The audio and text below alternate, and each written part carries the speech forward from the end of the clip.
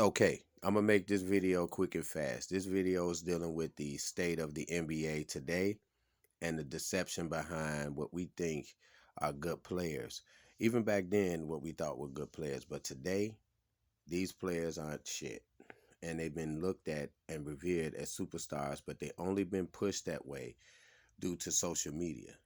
Social media pushed them in there, and since social media has been out, they've been pushing a lot of athletes and giving them this extra whatever boost of popularity. But when you look at the players, and I'm going to start with, and I'm not even criticizing them because they're great players, they made it to the NBA. But when you look at the players, let's start with Kawhi Leonard. That's one. Everybody goes, "Oh, Kawhi Leonard is great. Kawhi Leonard is good." Yeah, he is. He's good. He's a lockdown defender at times, and he takes over the game. He knows how to take over a game in situations. But when you look at that, you tend to forget about the overall thing. He's not a leader of a team. He's not going to take a team by himself nowhere and do shit. He's not going to be the man that you need to look to in the end to do a motherfucking thing. And he isn't going to stay consistent. Now, let me give you the reason I'm saying this. When you first saw Kawhi Leonard played against the uh, Miami Heat in the 2013, 2012, 2013 finals. When he played, he wasn't even noticed. And the San Antonio Spurs lost. He wasn't even noticed. It was like he was on the court, he played, but nobody even paid attention. Ray Allen hit that shot. That's all everybody was talking about. Ray Allen hit the shot from the corner for the Heat, win the game, game over. Next year, Kawhi Leonard comes out in the same play against the same team in the finals, and he surprises everybody. But let's get to the underlying elephant in the room that people don't want to pay attention to. He was on the same team with Tim Duncan, Hall of Famer, Tony Parker, Hall of Famer, Manu Ginobili, Hall of Famer, and a great supporting cast. So he was already with three All Stars and three Hall of Famers when he did what he was able to do. Meaning, if you're an oppositional team and you playing against the Spurs, you got to worry about doubling Tim Duncan. You got to worry about fucking doubling Parker. And then when the Ginobili come in the game, it's a whole different other animal. So you got to worry about them. And then here comes Kawhi Leonard. So let's dig deep because people not paying attention. He won a title because he was on the team with three other people that people had to pay attention to. So of course he gonna come and do other shit and just shine and yeah because he got talent. But that don't mean he the greatest basketball player. See, you understand? Now I'm gonna break that down because the same thing happened with Iguodala a year after that. It happened with Iguodala, and nobody was going around saying Iguodala is the next player because he snapped in the fucking finals. Okay, but anyway, he snaps in the finals. They start naming Kawhi Leonard this new motherfucker and all of this. Then he get hurt against the Golden State Warriors, who could not beat that Spurs team anyway with Kawhi Leonard on it because that Spurs team had still Tim Duncan. It wasn't just him. So people got to stop just acting like it was just him. Yeah, they needed him to beat the fucking Golden State Warriors because Kevin Durant, another one I'm gonna talk about, as went to Golden State. Golden State. So yeah, they needed Kawhi Leonard to do that. So of course he did that. And then when he got hurt, it was never the same again. He didn't want to play with San Antonio again, whatever the case may be. So then he goes to another team, the Toronto Raptors. The Toronto Raptors have been going to the Eastern Conference Finals almost every year in the East. So they was already good anyway. And then when they traded DeRozan away, they just put him on that team. They was already good anyway. The only reason why they didn't make it to the fucking finals was because LeBron James was over there with Kyrie and them. They could never get over the hump with them. That's why they go to Eastern Conference Finals. But when LeBron left and he went to LA, that gave Kawhi Leonard a smooth path to go straight through the East. Can you see that's what happened?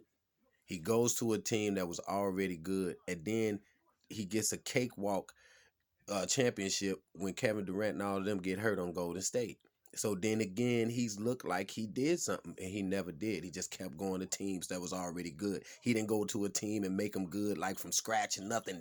He ain't never done that. He ain't never gonna do that. And these players ain't built for that. So then when he go there, he still didn't play a full season when he go to Toronto. They win a championship because they played against a hobbled ass Golden State team. Then he leaves again, goes to the Clippers, and don't do shit because he didn't have a team that was already ready made. He didn't have the Tim Duncans, the Siakams, and the Van Fleets and the Lowrys. He didn't have all of that shit. He had to just go and do him. And it didn't work because he can't play a full season. He ain't been the same since. He never was all of that anyway. He's just a good defender and a good basketball player. But the media and all of that shit makes them bigger than what they are. So now you sitting on your ass, ain't doing shit to prove motherfuckers wrong. So he is a fraud. He a good player, but that's it. That's it. Work ethic fucked up. All his attitude, his personality. Who cares about that, man? Nigga, results on the court anyway, and stay on the court. Stop fucking leaving. And then you got another one. You might as well retire. You know, said you get you. The only reason why they ain't retiring because of money. That's it. These motherfuckers don't like basketball, man. Fuck out of here. Then you got Kevin Durant. Kevin Durant, another one that has fooled the people.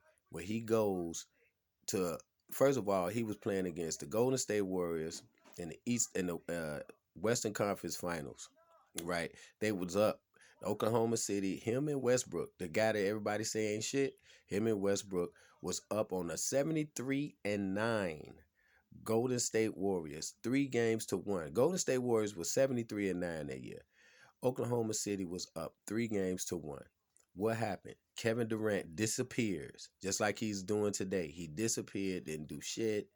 They lost they lost the 3-1 series lead, and then he ended up choking. So he ends up choking to the same team, Golden State Warriors. The Golden State Warriors then recruits him. He goes to the Golden State Warriors, leaves his team, the team, the Oklahoma City Thunder that he built with. He leaves that team. It shows that he didn't have the backbone to want to win anything. So he had to go to a team that was 73-9 the previous season, already good, already won a finals already. So you go to a team again, ready made, and all you had to do was add your talent to it. It ain't like you was one of the greatest players ever. You just was real talented. Tall, could shoot a jumper, had a crossover. So you added the jumper, your crossover, and your length to a team that already had it. So you was never that guy.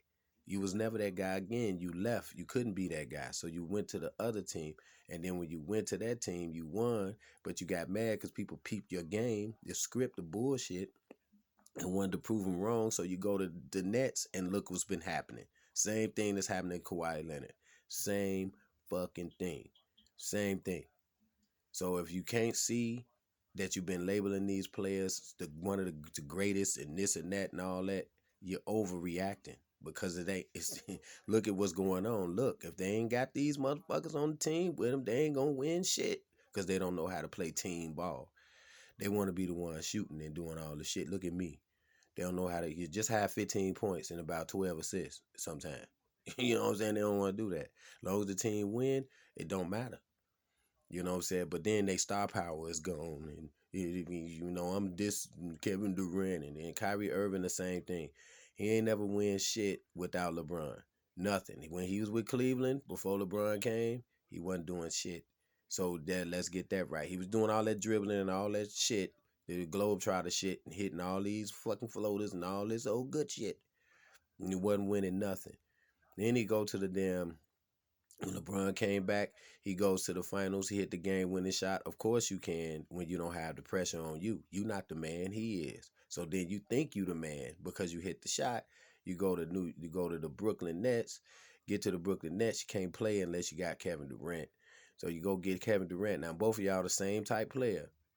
You go get them on it, and you get them on the team, and neither one of them play a full consistent season through the injuries and all that. And I'm gonna tell you about Kevin Durant. He ain't the same player no more since that injury. None of these players since Achilles and MCLs and ACLs are the same players no more. They still they're favoring something. They don't want to hurt themselves. So what they do is they when it start getting intense, you start to see them slow down because they know they feel a pinch or something. They don't want to hurt themselves and end their career completely But then again, they don't want to play anyway. So either way, it's like an oxymoron, weird shit. Then they hit the social media. They hit social media harder than they hit the practice gym. They hit social media harder than they watch tape. They hit social media harder than they want to even fucking play the game. So now what we got today is a bunch of social media sensitive ass, not really good basketball players. Just good enough to beat me and you know, and a couple of other motherfuckers that don't like to play ball. They'll beat them. But they not the players we think they are. And when we living in this time where everything is being revealed, we starting to see right through these motherfuckers.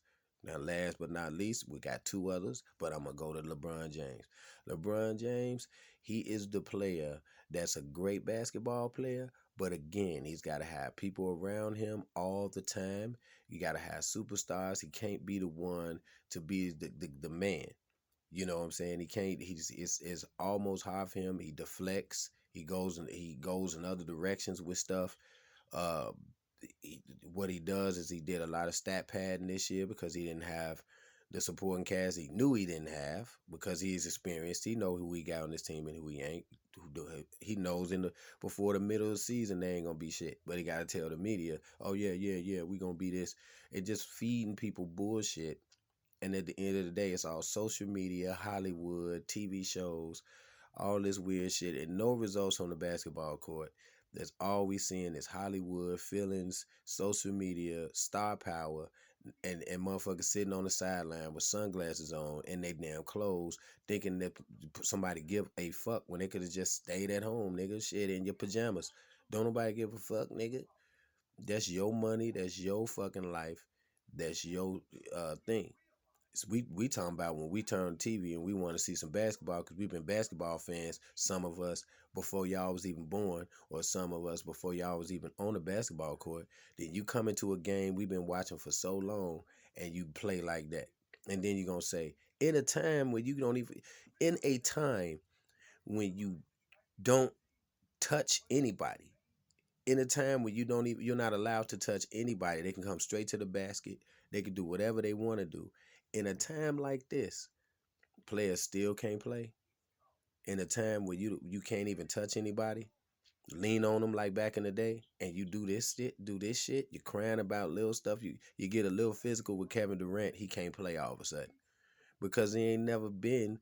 They crybabies, and the league allows people to go straight through the lane without getting touched, just flying straight through there, just doing all that. Back in the day, fly through there and get your ass knocked off. So a lot of these players that you see now, they wouldn't be nothing in real basketball. The real bad, not just Hollywood shit where people just can fly through the lane, shoot wide open threes, shoot threes from half court, don't do no real hustle and bustle, can't dunk on nobody, and if they do, the motherfuckers moving out the way.